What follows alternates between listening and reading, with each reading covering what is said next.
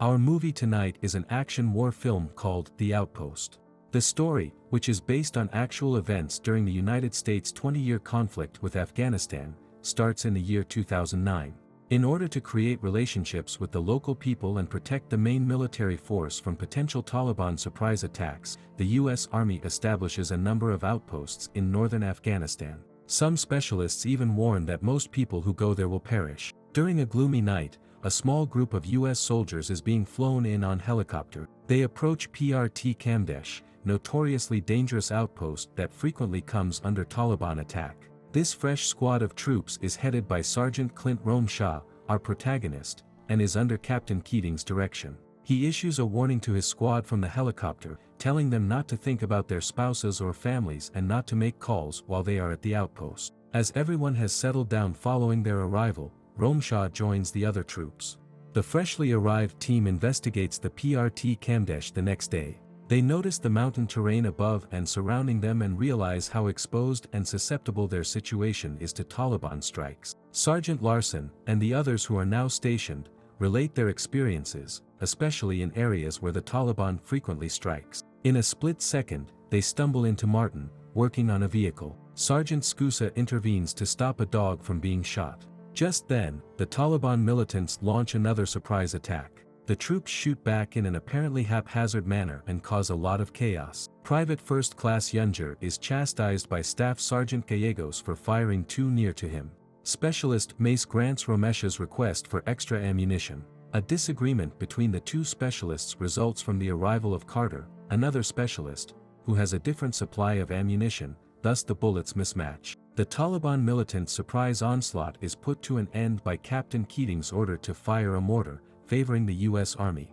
Immediately after their gunfight, Romshaw is able to prevent Gallegos from attacking Yunger. Larson also chastises Carter for battling the Taliban and having a disagreement with a fellow soldier. One of the troops, Jacobs, is currently suffering from many bullet wounds. He undergoes surgery right away and luckily makes a full recovery. At the barracks near the mortar pit, Romshaw, Larson, and the other troops Rodriguez and Thompson chat about Jacobs.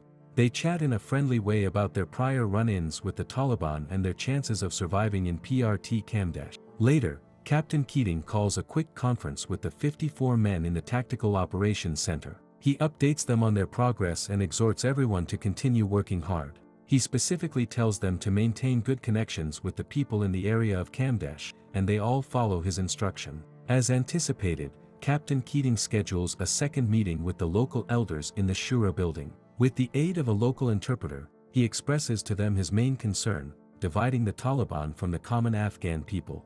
The troops alert Captain Keating to the presence in the meeting of the young locals who initiated the previous incident. Captain Keating is repeatedly warned about the dangers, but he refuses to heed them and takes off his safety equipment. He goes on to say that in exchange for the residents' assistance, they may have money, contracts, and projects. After being persuaded, the Kamdesh citizens lay down their weapons in front of Captain Keating.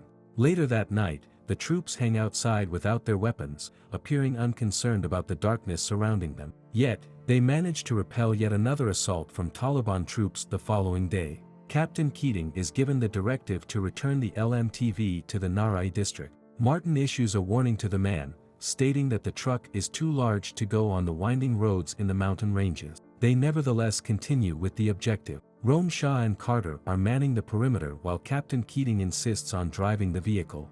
Specialists Mace and Gallegos, in different cars, help the LMTV.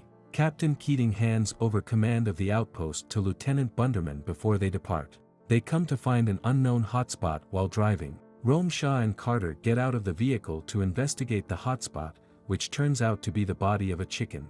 They report back and tell the moving cars to continue. Gallegos and Mace proceed to drive ahead. On the other hand, Captain Keating in the LMTV gets caught in a tight spot and ends up plunging down the cliff. Captain Keating is taken out by the explosion, which also fully destroys the LMTV. Romshaw and Carter attempt to help him while running, but sadly their quest is unsuccessful. After paying their respects to their fallen captain, the surviving men quickly return to work. The outpost's previous name, PRT Kamdesh, has been changed to COP Keating, sometimes referred to as Camp Keating. In the outpost, Captain Aleskas assumes leadership as the new commander. He goes about his business as Romshaw directs him. When he is shown the mosque, there is an explosion that signals the start of further Taliban surprise strikes. The soldiers respond with a barrage of bullets and mortar rounds. After repelling them, Romshaw and his crew patrol the perimeter, under the direction of Captain Escalating. They climb the mountain range to see the Taliban combatants' point of view while they assault. Romshaw outlines numerous strategies for assaulting their susceptible camps and attempting to exploit their weaknesses, but he has yet to come up with the perfect alternative. Sergeant Kirk orders another, Shura, to confer with the locals about Nasir's behavior, a local who is paid to take images of the camp and send them to the Taliban, while Kirk confronts them about their breach of contract. He informs them that Captain Escalating is suspending their funds and initiatives until they identify the local who gave Nasir the money. Muhammad, an interpreter, an informant for Camp Keating, arrives at the camp with information on the extensive Taliban raid. The soldiers pay attention, but they ignore him because of his repeated assertions. Muhammad is sent outside after being accused of crying wolf. One morning, the troops patrol across a bridge. They separate into pairs and go cautiously in the direction of the bridge. Captain Escalating and Yunger cross after Carter and Kirk. When they cross the bridge, they have a brief talk, before a bomb goes off only inches from Captain Escalating's feet. Yunger witnesses his body burst in front of him, traumatizing him. Just as the confused soldier is about to end everything from grief, Romshaw sends Yunger and Captain Escalating's bodies back home on a chopper. After Captain Escalating, Captain Broward assumes leadership of the camp, with new orders that the dangerous Camp Keating will soon close. The soldiers find an Afghan ID on the bridge during their brief patrol, which is thought to belong to the bomber. Romshaw advises looking around the Kamdesh villages for the alleged bomber. Captain Broward urges them against it and instead to concentrate on holding out and surviving until the outpost is shut down. While conducting surveillance inside a wheeled vehicle known as the LRAS, Romshaw and two of his men are ambushed. He seeks the mortar's assistance as soon as possible, under Captain Broward's direction. Also, Captain Broward requests the Taliban militants be positively identified, which causes the enemy attacks on them to continue. Romshaw is upset by the captain's attitude, and challenges his assessment. Captain Broward emphasizes the need to maintain their guns and ammunition. Also, he lets them know that the closure of Camp Keating has been delayed for a few months, in response to Afghan President Karzai's desire for the forthcoming election in Afghanistan.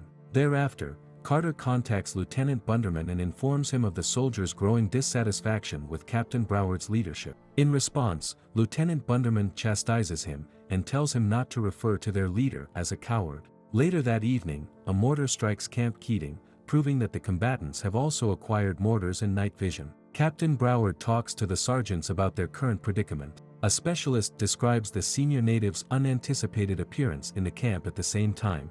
The elders are greeted by Captain Broward at the gate. The older residents accuse the troops of harming the child, after showing them the body of one of the residents' daughters. When the townspeople learn that the troops are about to leave, they increase their demands for money. Right then, one of the residents' hands is bitten by the outpost's pet dog. A translator from Afghanistan describes how this behavior is degrading in Afghan society. When the neighborhood residents demand retaliation, Captain Broward viciously puts the dog down, shocking Skusa. Then, immediately after giving him a lecture, Captain Broward storms out of the room. Captain Broward gently stops the soldiers as they use waterboarding to raise their morale, to let them know that he has been freed of his duties. For the time being, Lieutenant Bunderman is in control, and instructs everyone to keep quiet about their departure and Camp Keating's closure. In the future, specifically on the morning of October 3, 2009, Muhammad rushes back inside the camp and alerts everyone to the departure of the villagers and the impending attacks of several Taliban militants. As Carter notices the troops' movement from the mountain ranges, they dismiss him once more. It doesn't take long for an explosion to wake up the other troops in the camp. Another explosion prevents Lieutenant Bunderman from giving Thompson and Rodriguez the command to fire mortars at the fighters. When Rodriguez looks for cover, Thompson is slain in the line of duty. Lieutenant Bunderman asks the operations center for air support, which is delivered in 2 hours. Gallegos is placed on one of the surveillance cars, while Romshaw moves to the other. Carter rushes to resupply them as Gallegos runs out of ammo and his squad is trapped inside the car. Kirk is wounded before he launches the RPG, while Skusa is shot as he is delivering ammunition. The physician tends to them, but sadly Kirk's pulse is feeble and Skusa passes away. Their air backup says that they should arrive in 40 minutes, according to the operating center. Gallegos keeps radioing for additional ammunition until the LRAS-2 gun malfunction. Carter deftly avoids the Taliban's gunfire as he hurries to deliver more ammunition. As he reaches Gallegos, he enters the LRAS-2 and takes cover inside it. Rome Shah tries to help Gallegos by firing the machine gun, but the Taliban responds with an RPG, hurting Ramesh's arm. He hurries back to their lodgings, where he encounters the remaining troops. Griffin and Faulkner inform Rome Shah about their intention to use LRAS-1 to target more Taliban militant. Rome Shah tells them to escape the gunfire by taking the long road around. Griffin and Faulkner rush forward, as Rome Shah arrives at the aid station to check on the already deceased Kirk, who is being placed in a body bag. His grief for Kirk's passing is cut short by Taliban sniper assaults. Rome Shah takes up a sniper rifle and dispatches the sniper. Several Taliban combatants infiltrate the Camp Keating grounds from the opposite side. To save Gallegos and their trapped teammates in the LRAS-2, Hart is joined by Griffin and Faulkner within LRAS-1. Just before the Taliban gunmen shoot them, they crash after hitting a hump. Lieutenant Bunderman then issues the order for them to withdraw, while allowing the Taliban to take control of their position as they await reinforcement. Rome Shah, though, dashes into the control room and persuades Lieutenant Bunderman to reclaim access to the camp.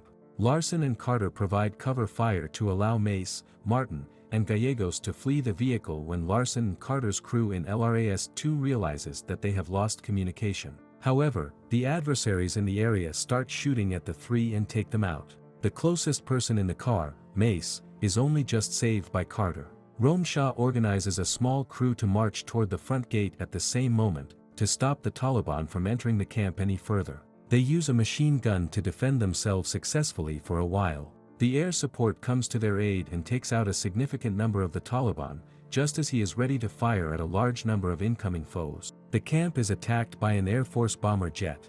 Using Mace as a stretcher, Carter and Larson grab this chance to sprint toward the aid station. While Mace receives rapid medical attention from the nurses, they reconnect with Rome Shah and his squad inside. The fighting is over when the U.S. troops return to their camp and the remaining Taliban militants flee upon seeing the air support. While Larson and Carter rescue the rest of their friends, troops with the same blood type as him transfuse new blood into Mace inside the medical facility. Captain Portis's additional backup also reaches Camp Keating. Due to the fatalities, Lieutenant Bunderman presents himself to him in a dejected manner. Captain Portis thanks him for a job well done as a consequence. He informs him that their dangerous outpost has been shut down and will be destroyed right away. Throughout the night, Medevac transports Mace to the hospital. Rome Shah, Carter, and the other survivors board a chopper the next day and leave. In the end, we see Rome Shah eventually phoning his wife from one of the U.S. bases and Carter gradually speaking out about his pent-up traumatic feelings and experience at Camp Keating. All of the men who fought in the Battle of Kamdesh earn military honors, including Rome Shah and Carter, who wins the prestigious Medal of Honor, but they know that their valiant efforts came at too high a price.